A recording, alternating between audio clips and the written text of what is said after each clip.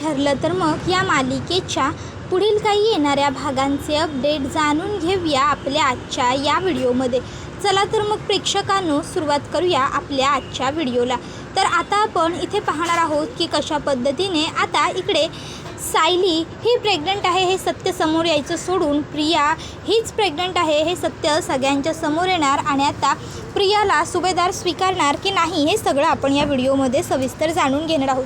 तर इकडे आपण पाहिलेलं होतं की प्रिया जी आहे तिने आता अर्जुनला सत्य सांगितलेलं आहे की मी प्रेग्नंट आहे आणि आता माझ्या पोटात जे बाळ आहे ते अश्विनचं आहे, त्यामुळे तू त्या बाळाचा होणारा काका आहेस, त्यामुळे विचार कर सुभेदारांचं बाळ सुभेदारांचा वारस हा असा जेलमध्ये तुरुंगात जन्माला नाही येऊ शकत।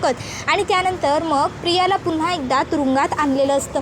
आता इकडे प्रिया विचार करते की नाही काहीही झालं तरी आता माझी पूर्ण खात्री आहे की हे बाळ मला ह्या तुरुंगातनं नक्की बाहेर काढणार, कारण आता अर्जुनला दया येणार आणि अर्जुन मग आता हे सगळं अश्विनला सांगणार आणि अश्विन मला घरी घेऊन जाणार।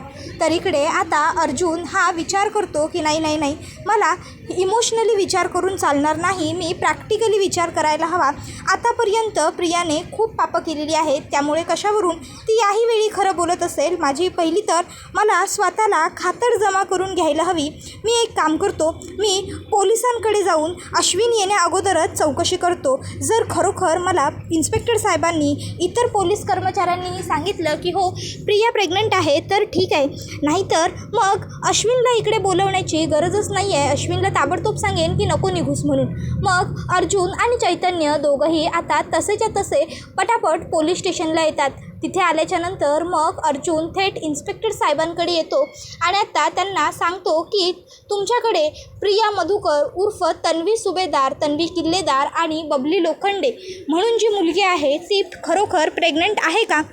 त्याबरोबर इन्स्पेक्टर होकार देतात। अर्जुन त्यांना पुन्हा विचारतो की हे बघा इन्स्पेक्टर प्लीज मला अगदी व्यवस्थित आणि खरं सांगा। त्याबरोबर इन्स्पेक्टर साहेब सांगतात की अहो आम्ही का खोटं बोलू ॲडव्होकेट सुभेदार, आम्ही खरंच सांगतोय तुम्हाला, खरोखर ती मुलगी प्रेग्नंट आहे आणि त्या मुलीला आता सतत चक्कर वगैरे येत आहे, मळमळत आहे, उलट्या होत आहेत, म्हणून आम्ही तिला डॉक्टरांना दाखवलं तेव्हा जे तुरुंगाचे डॉक्टर असतात त्यांनी सांगितलं की ही प्रेग्नंट आहे म्हणून। त्याबरोबर मग मात्र आता अर्जुन पूर्णपणे म्हणजे थक्क होऊन जातो की बापरे हे सगळं काय घडलं।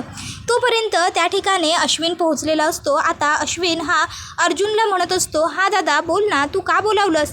अर्जुन स्वतःच खूप मोठ्या ट्रॉमामध्ये असतो। तो विचार करतो की हे सगळं कळल्यावर मला एवढा मोठा धक्का बसलेला आहे तर अश्विनची काय अवस्था होईल, अश्विनला तर केवढा मोठा धक्का पचवावा लागणार आहे। मग आता अर्जुन हा अश्विनला सांगतो अश्विन हे बघ मी आत्ता तुला जे काही सांगणार आहे ना ते एकदम व्यवस्थित आणि शांतपणे ऐकून घे, अजिबातच तू पॅनिक होऊ नकोस, अगदी शांत राहा। त्याबरोबर अश्विन म्हणतो दादा अरे असं काय सांगणार आहेस तुम्हाला?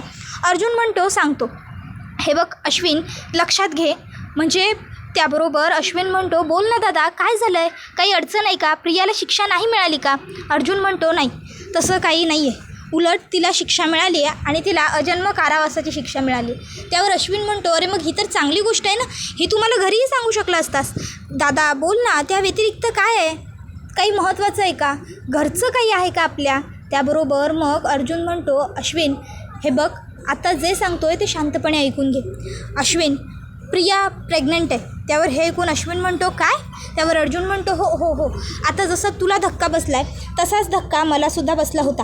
पहिले तर मला वाटलं की ती मुलगी नाटकच करते, ती मुलगी खोटं बोलते, म्हणून मी थेट इकडे इन्स्पेक्टर साहेबांकडे येऊन चौकशी केली जेणेकरून काय खरं काय खोटं हे ताबडतोब समजून जावं। जेव्हा मी इन्स्पेक्टरना विचारलं तेव्हा इन्स्पेक्टर साहेबांनीसुद्धा मला हेच सांगितलं की ती प्रेग्नंट आहे। अश्विन ती प्रेग्नंट असल्यामुळे आता आपल्याला काहीतरी निर्णय घ्यावा लागणार आहे, तुला भेटायचं आहे, तिला भेटायला जावं लागेल। अश्विन म्हणजे पूर्णपणे हल्लेला असतो। तर अर्जुन अश्विनला म्हणतो हे बघ अश्विन हे बघ प्लीज असा खचून जाऊ नकोस, प्लीज असा हरून जाऊ नकोस, प्लीज एकदा तू चल तिकडे तिला भेट। मग अश्विन आता प्रियाकडे येतो आता तिला भेटण्यासाठी आणि आता अश्विनच्या डोक्यामध्ये खूप सारे विचार सुरू असतात। अश्विन तिकडे आल्यावर मग प्रिया त्याला सांगते की मी तुझ्या बाळाची आई होणार आहे, मी प्रेग्नंट आहे।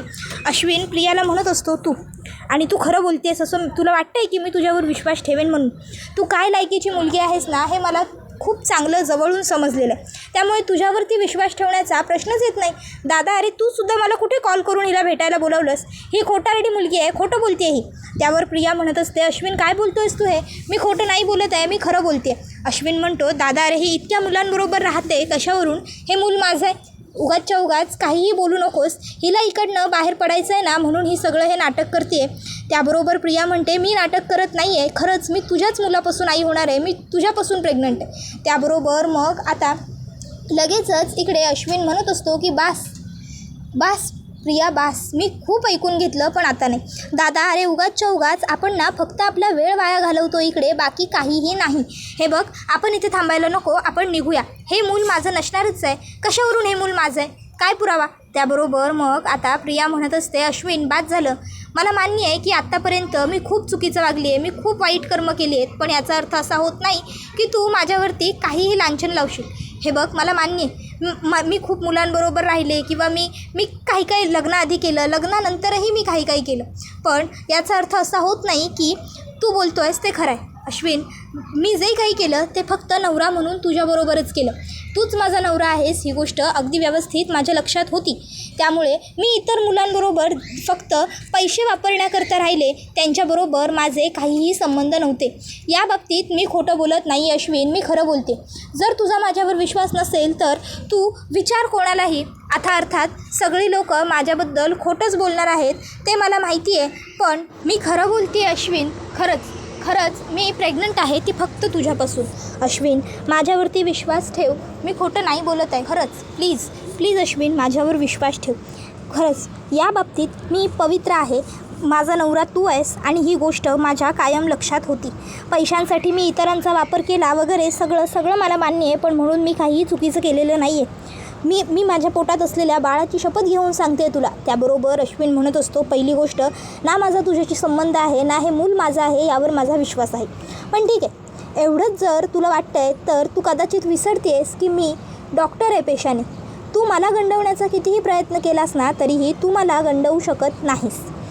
चालेल, तुझं असं म्हणणं आहे ना की हे मूल माझं आहे म्हणून काही हरकत नाही, आपण तपासण्या करून घेऊ.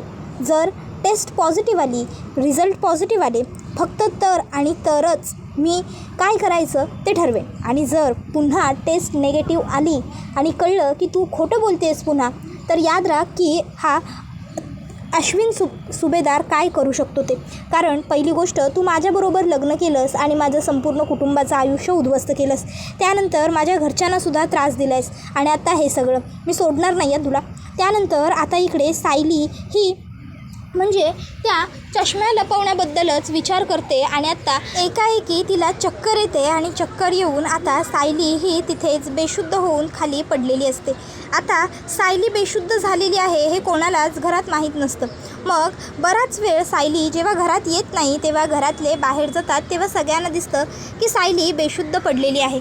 मग लगेचच आता सायलीला व्यवस्थित उचलून वगैरे घरामध्ये आणलं जातं आणि घरात आणून मग आता ताबडतोब लगेचच इकडे जे प्रताप असतो तो डॉक्टरांना फोन करतो आणि डॉक्टरांना बोलवलं जातं. आणि मग आता डॉक्टर हे सायलीला व्यवस्थित तपासतात वगैरे. मग आता डॉक्टर हे सांगत असतात की सायली ही प्रेग्नंट आहे. आता सायली ही प्रेग्नंट आहे हे समजल्याच्या नंतर मग मात्र आता सगळ्यांनाच आनंद होतो. सायली ही प्रेग्नंट आहे ही तिला जरी माहिती असलेली गोष्ट असते तरीही ती आता दाखवत नाही की तिलासुद्धा हे सगळं माहीत होतं. मग तीसुद्धा असं दाखवते की तिलासुद्धा हे आत्ताच कळतं आहे. मग कल्पना ही सायलीचं कौतुक करते. आता कल्पना सायलीला म्हणत असते, वा सायली, खरंच तू आज खऱ्या अर्थाने आम्हाला खूपच मोठा आनंद दिलेला आहेस. तुला काय सांगू, आम्हाला केवढं भारी वाटतंय ते. सायली, अगं आता लक्षात ठेव, आता स्वतःची काळजी घ्यायची, स्वतःला जपायचं. आता तू जास्त कामं करायची नाही, जास्त दगदग करायची नाहीस. मला तर असं झालं आहे की कधी एकदाचा अर्जुन घरी येईल आणि अर्जुनलासुद्धा ही गुड न्यूज कळेल. म्हणजे आतापर्यंत अस्मिताच्या बाळाला घ्यायलासुद्धा घाबरत होता, आता जेव्हा स्वतः बाप होण्याची वेळ येईल तेव्हा त्याला समजेल. आता बघू काय करतोय ते. मला तर खूप एक्साइटमेंट आहे. सायली, लक्षात ठेव, आता स्वतःला खूप जप, स्वतःची खूप काळजी घे, कळलं ना. आणि अर्जुनलासुद्धा लवकर सांगायला हवं आपण हे, त्यालासुद्धा खूप आनंद होईल. त्यावर सायली म्हणते, नाही आई थांबा प्लीज. नाही म्हणजे खरं तर मी तुम्हा सगळ्यांनाच ही रिक्वेस्टच करते की सध्या तरी यांना ह्या सगळ्याबद्दल काहीही सांगू नका. नाही म्हणजे मला माहिती आहे की तुम्हा सगळ्यांनाच खूप जास्त आनंद झाला आहे आणि आनंदात तुम्हाला सगळ्यांना ह्यांना हे सगळं सांगायचं आहे वगैरे वगैरे, मला सगळं मान्य आहे. पण काय आहे ना, सध्या हे सगळं ऐकायची, समजून घ्यायची यांची मनस्थिती नाही आहे. सध्या ना हे म्हणजे एका वेगळ्याच विचारात आहेत. यांना असं वाटतं की मूल आपल्याला आत्ता व्हायला नको, कारण त्यांना असं वाटतं की ते कॅपेबल नाही आहेत. म्हणून मला असं वाटतं आहे की तुम्ही सगळ्यांनी यांना आत्ताच काही सांगण्याऐवजी मी पहिलं त्यांच्याशी बोलायला हवं, त्यांना समजून सांगायला हवं. त्याबरोबर मग कल्पना म्हणते अगं सायली, पण त्याबरोबर सायली म्हणते आई प्लीज प्लीज. हे बघा, मी एकदा की त्यांच्याशी बोलले ना की त्यानंतर मग हवं तर तुम्हाला जे हवं तर तुम्ही त्यांना बोला, पण जोपर्यंत आमचं बोलून होत नाही तोपर्यंत प्लीज कुणीही त्यांना चिडवू वगैरे नका किंवा कुणीही त्यांना काही बोलू नका. खरं तर मीच त्यांना सगळं आधीच सांगणार होते, पण त्यावर कल्पना म्हणते आधीच म्हणजे, त्यावर सायली म्हणते आधीच म्हणजे आत्ताच सांगणार होते, पण सध्या ते त्या प्रियाच्या केसबद्दल टेन्शनमध्ये आहेत. आता हे सगळं सांगून काही उपयोगही होणार नाही ना, त्यांना आनंद साजरा करता येणार ना काय. म्हणून म्हणते की थोडा वेळ जाऊ द्या, थोड्या वेळाच्या नंतर मग मी यांच्याशी स्वतःहून बोलेन. आणि राहिला प्रश्न माझी काळजी घेण्याचा, तर त्याच्यात तर मला काही विचार करण्याची, टेन्शन घेण्याची गरज नाहीच आहे.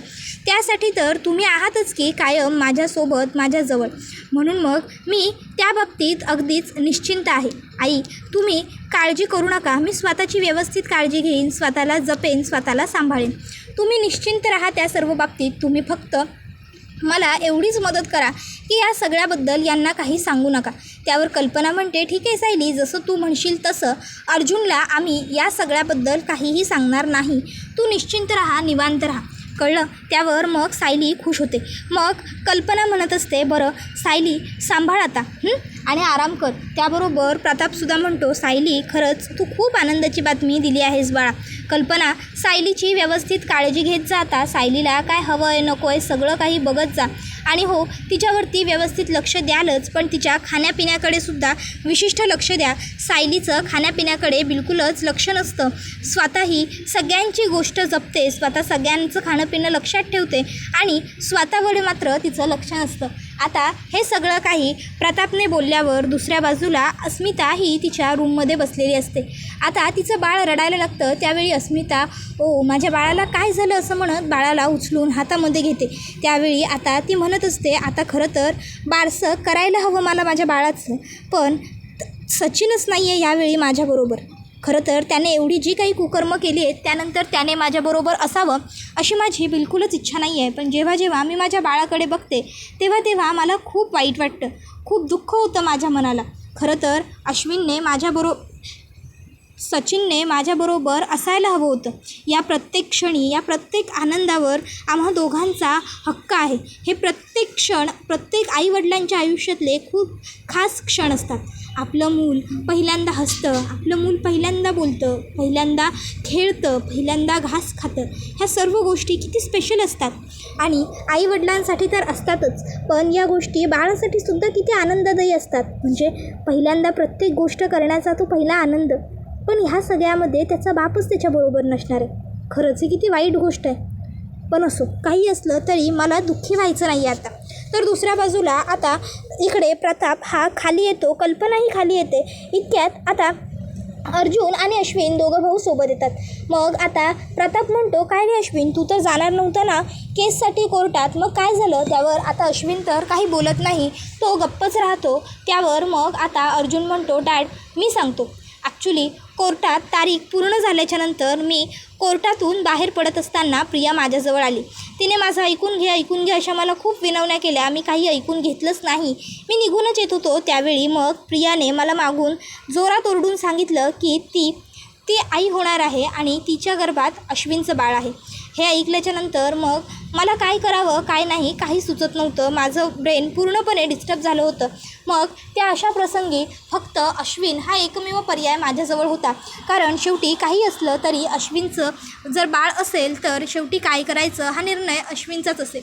म्हणून मग मी अश्विनला कॉल केला आणि हॉस्पिटलला तिकडे पोलीस स्टेशनला बोलावलं. त्याबरोबर कल्पना म्हणते अरे अर्जुन, पण तुला हे करण्याची मुळात काही गरजच नव्हती.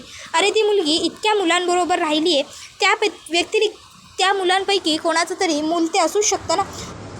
आपण सगळ्यांनीच पाहिलेलं आहे की ती मुलगी किती लायकीची आहे, ते किती नीच आहे ते. त्यामुळे आपण आता पुन्हा तिच्यावरती विश्वास ठेवण्याची काही गरज नाही आहे. प्रताप म्हणतो, मला कल्पना जे बोलते ते पटतंय. त्याबरोबर कल्पना ही लगेचच आता इकडे अश्विनला म्हणते, हे बघ अश्विन, उगाचच्या उगाच तू ना फार विचार करू नकोस आणि ते मूल तुझं असेल असा विचार जरी तुझ्या मनात येत असेल ना, तरी ताबडतोब तू तुझ्या मनातनं हा विचार काढून टाक. अजिबात ते मूल तुझं वगैरे आहे असं काहीच तुझ्या मनामध्ये राहूच देऊ नको, कारण मुळात तुझ्याबद्दल तिच्या मनात कधी काही नव्हतंच. त्यामुळे तुमच्यामध्ये नवरा बायकोचं नातं असेल असंही मला वाटत नाही. त्याबरोबर अश्विन म्हणतो, नाही मग नवरा बायकोचं नातं तर होतं आमच्यामध्ये, पण तू म्हणालीस तसंच ते मूल माझं आहे का नाही यावरती माझीसुद्धा शंका आहेच. म्हणून मी ठरवलं आहे की मी टेस्ट करून घेणार. टेस्टमध्ये जर कळलं की ते मूल माझं आहे तरच मी स्वीकारणार, नाही तर. त्याबरोबर कल्पना म्हणते, पण अशी कोणती टेस्ट असते का की बाळ पोटात असतानाच टेस्ट करून घेता येईल अशी? त्यावर अश्विन म्हणतो, हो ना मॉम, असते. अशीही एक टेस्ट असते जिचं नाव नॉन इन्व्हेन्सिव्ह पेरेंटल पार्टनॅलिटी असं असतं. यामध्ये काय केलं जातं असं विचारल्यावर मग अश्विन सांगतो की यामध्ये आईचं रक्त आणि वडिलांच्या गालाच्या आतल्या बाजूचं पेशी घेतल्या जातात आणि तपासणी केली जाते. त्याबरोबर मग आता हे ऐकून लगेचच कल्पना म्हणते, अच्छा असं असतं तर. त्यानंतर मग आता अर्जुन हा वरती येतो. वरती येऊन आता सायलीला तो कोर्टातच काय काय घडलं, प्रियाला कशी शिक्षा झाली, मग प्रियाने काय सांगितलं ते सगळं सांगत असतो. ते दोघं बोलत असतात. इतक्यात आता सायली अर्जुनला ती म्हणते की ते सगळं नंतर सांगा, त्याआधी मला तुम्हाला काहीतरी महत्त्वाचं सांगायचं आहे. आणि मग आता सायली ही ठरवते की आता फायनली आपण अर्जुनला आपल्या प्रेग्नन्सीबद्दल सांगून टाकायचं. आणि आता ती सांगायला जाणारच असते तोपर्यंत आता त्या ठिकाणी अश्विन येतो आणि दरवाजा ठोठावतो. अश्विनने दरवाजा ठोठावल्याबरोबर लगेचच आता सायली आणि अर्जुन अश्विनला बघतात. तर अश्विन हा आता म्हणत असतो, सायली वहिनी, अर्जुन दादा, तुम्ही महत्त्वाचं बोलताय का? सॉरी, मी तुम्हाला डिस्टर्ब केलं बहुतेक, मी नंतर येतो. त्याबरोबर मग आता लगेच ते दोघंही म्हणतात की नाही नाही, काही नाही, ये ना तू, काय बोलायचं होतं? त्यावर अश्विन म्हणतो, दादा, मी म्हटलं तर खरं की मी टेस्ट करेन म्हणून, पण टेस्ट केल्यानंतर जर असं निघालं की ते बाळ माझंच आहे तर मग आपण काय करायचं याचासुद्धा प्रश्न आहेच ना आपल्यासमोर. त्यावर अर्जुन म्हणतो की हे बघ अश्विन, काळजी करू नको, टेस्ट करून घेऊया, त्यानंतर काय निकाल येतो हे बघू. तसंही टेस्ट तर आपल्याला करावीच लागेल आणि जर पॉझिटिव्ह आली तर मग काय करायचं तो निर्णय सर्वस्वी तुझा असेल. जर तुला तिला ह्या घरामध्ये आणायचं असेल तर मग मला काहीतरी करून तिला बेल मिळवून द्यावी लागेल आणि घरात परत आणावं लागेल. त्याबरोबर पुढे तो हेही म्हणतो की हे बघ अश्विन, तू असा विचार करू नकोस की आम्ही तुझी साथ देऊ की नाही, आम्ही कायमच तुझ्यासोबत असू, तू काहीही निर्णय घेतलास तरीही, लक्षात ठेव. त्यावर अश्विन म्हणतो, मग दादा, माझा निर्णय हाच आहे की जरी टेस्ट पॉझिटिव्ह आली, ती माझ्या बाळाची होणारी आई असली तरीसुद्धा मी फक्त बाळाला स्वीकारेन, तिला नाही. ती फक्त ह्या घरात त्या बाळाची आई म्हणून राहील, या घरची सून किंवा माझी बायको म्हणून तिला कोणीही वागणूक देणार नाही. तिला तिच्या कर्माचं प्रत्येक फळ मिळालंच पाहिजे. त्यावर अर्जुन म्हणतो, ठीक आहे, जसं तुझ्या मनात आहे तसंच होईल, आपण पहिलं उद्या टेस्ट करून घेऊ. त्यानंतर मग आता अश्विन हा पोलीस स्टेशनला आलेला असतो. आता पोलीस स्टेशनमध्ये जे डॉक्टर असतात तेच प्रियाची आणि अश्विनची चाचणी करून घेतात आणि सांगतात की रिपोर्ट यायला वेळ लागेल. त्याबरोबर मग आता ते दोघंही जण तिकडनं निघतात. अर्जुन अश्विनला म्हणत असतो, अश्विन, हे बघ, अजिबात टेन्शन घेऊ नकोस, जेही काही रिपोर्ट येतील ते आपल्याला एक्सेप्टेबल असतील, आपण आता काहीही करू शकत नाही आहोत, समजतं आहे ना तुला? अश्विन, प्लीज शांत राहा, अजिबात काळजी करू नकोस, सगळं व्यवस्थित होईल, मी आहे ना तुझ्याबरोबर. अश्विन म्हणत असतो, दादा, अरे आत्ता कुठेतरी मी सर्व वाईट गोष्टीतून सावरण्याचा प्रयत्न करत होतो, तर आता हे सगळं येऊन माझ्यासमोर उभं राहिलं आहे. मला तर ना कळतच नाही की नेमकं मी काय पाप केलं आहे, माझ्याबरोबर एवढं वाईट का घडत असतं, एवढी वाईट मुलगी माझ्या बाळाची आई होऊ शकते का? त्याबरोबर मग अर्जुन म्हणतो, डोंट वरी, सगळं चांगलंच होणार आहे आपलं, आणि अजून रिपोर्ट आलेले नाही आहेत ना, मग बघू. त्याबरोबर अश्विन म्हणतो, आय होप सो दादा, सगळं नॉर्मल असू दे आणि हे रिपोर्ट निगेटिव्ह येऊ दे. त्याबरोबर हा व्हिडिओ इथेच संपतो. व्हिडिओ आवडला असेल तर व्हिडिओला लाईक करा, चॅनलवर नवीन असाल तर चॅनलला सबस्क्राईब करा. तुम्हाला काय वाटतं, आता रिपोर्ट पॉझिटिव्ह येतील की निगेटिव्ह, आणि जर रिपोर्ट पॉझिटिव्ह आले तर अर्जुन प्रियाला सोडवेल का, ते सगळं आम्हाला कमेंटमध्ये सांगाच. पण नक्की बरोबर काय घडतं हे पाहण्यासाठी चॅनलला सबस्क्राईब करून बेल आयकॉन आठवणीने प्रेस करा. चला तर मग प्रेक्षकांनो, आजच्या पुरतं इथेच थांबूया. पुढचा व्हिडिओ येईपर्यंत टाटा, बाय बाय, धन्यवाद, take care all of you.